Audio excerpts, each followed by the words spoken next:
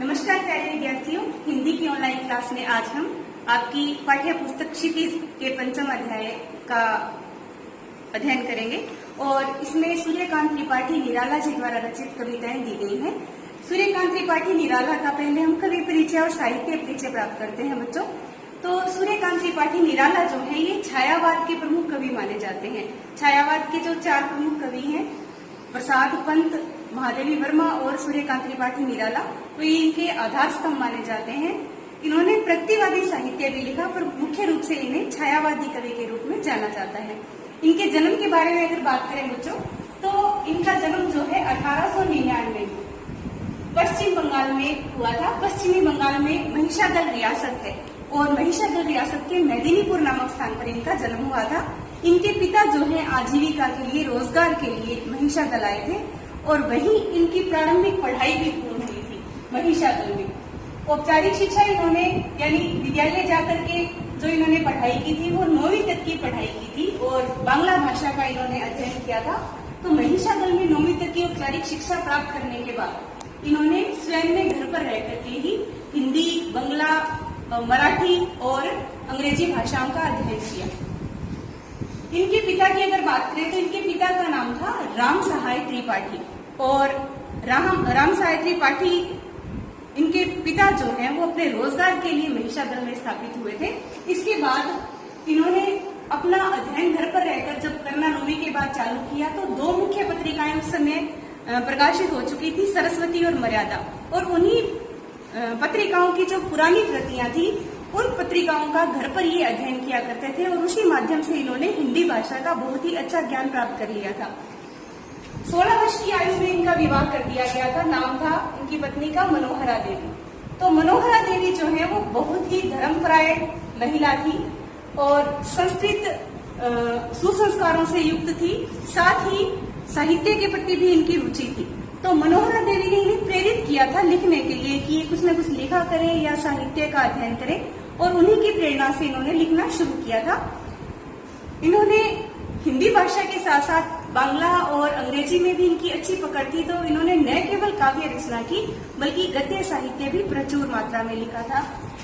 मुख्य रूप से अगर पत्रों की बात करें तो सबसे पहले इन्होंने समन्वय, उसके बाद मतवाला और फिर सुधा नामक 3 पत्रों का संपादन किया था।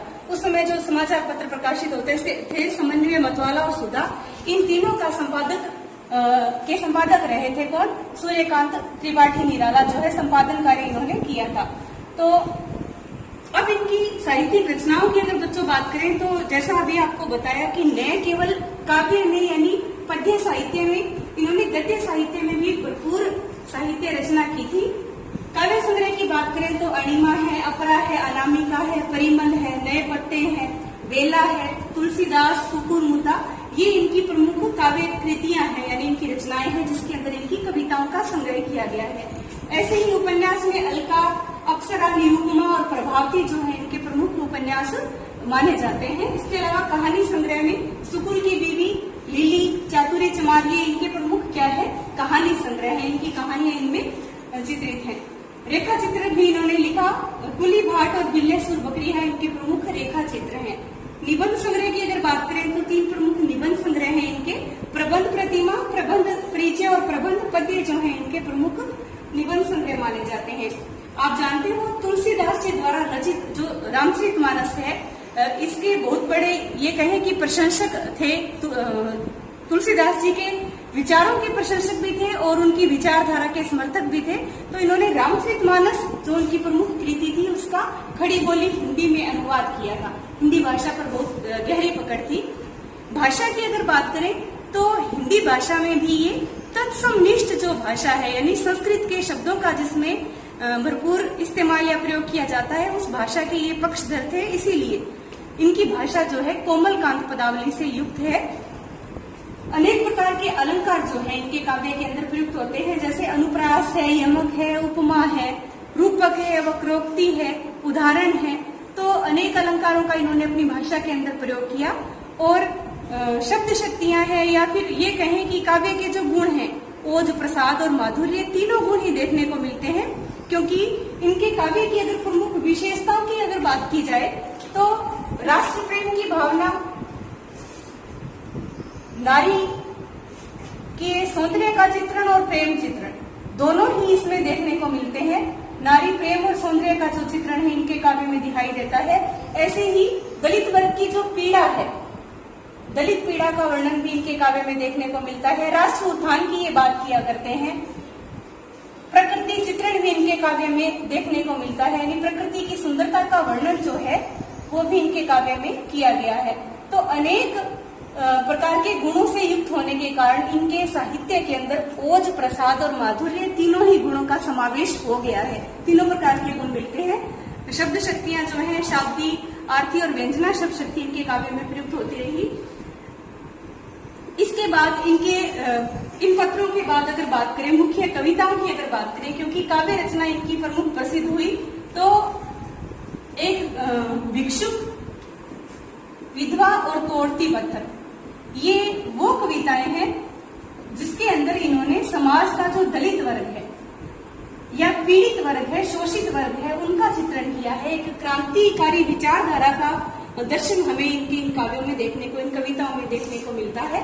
ऐसे ही राम की शक्ति पूजा जो इनकी काव्य रचना है, राम की शक्ति पूजा, तो इसमें धर्म और अधर्म के बीच जो संघर्ष है वो हमें देखने को मिलता है। किस प्रकार धर्म जो है अधर्म पर विजय प्राप्त करता है, राम की शक्ति पूजा में हमें देखने को मिलता है। ऐसे ही सरोज स्मृति जो इनकी काव्य रचना बहुत प्रसिद्ध हुई थी, ये इनकी बेटी की याद में लिखी गई थी। बच्चों में बताना चाहूंगी कि इनके दो संतानें थी, मनोहरा देवी से उत्पन्न। बेटे का नाम था रामकृष्ण त्रिपाठी और बेटी का नाम था सरोज। मनोहरा देवी का भी बहुत कम अवस्था में निधन हो गया था। उसके बाद इनके पिता चल बसे, चाचा चल बसे, इनके भाई भाभी सब लोगों का देहांत हो चुका था। और इनकी पुत्री सरोज जो कि ननिहाल में रहती थी, विवाह के बाद बहुत ही छोटी उम्र में वो भी चल बसी थी। तो ये बिल्कुल अकेले थे और इसी दुख से पीड़ित थे। उस सरोज के चले जाने के बाद, बेटी के चले जाने के बाद, उसकी याद में इन्होंने सरोज स्मृति लिखी थी। बहुत ही दुख यानी पीड़ा के भाव जो है इसमें हमें लक्षित होते हैं, दिखाई देते हैं। तो व्यक्तिगत पीड़ा के भाव जो है इसमें देखने को मिलते हैं। जीवन में अनेक संघर्ष झेलने वाले ये जो सूर्यकांत त्रिपाठी निराला जी हैं, इन जीवन संघर्षों से जूझते जूझते 1961 में बहुत ही छोटी अवस्था में इनका देहांत हो गया। पर छायावाद और प्रतिवादी दोनों ही साहित्य में बेजोड़ रचनाएं इनकी हमें देखने को मिलती है। ये बातें जो है, यानी ये मुख्य बिंदु जो है बच्चों आपको अपनी अभ्यास पुस्तिका में लिखने हैं। आशा करती हूँ समझ आया होगा। आपको एक पृष्ठ भेजा जा रहा है जिसमें इनके साहित्य रचना और कवि परिचय के मुख्य बिंदु दिए जा रहे हैं। उन्हें आप अपनी अभ्यास पुस्तिका में लिख लें। धन्यवाद।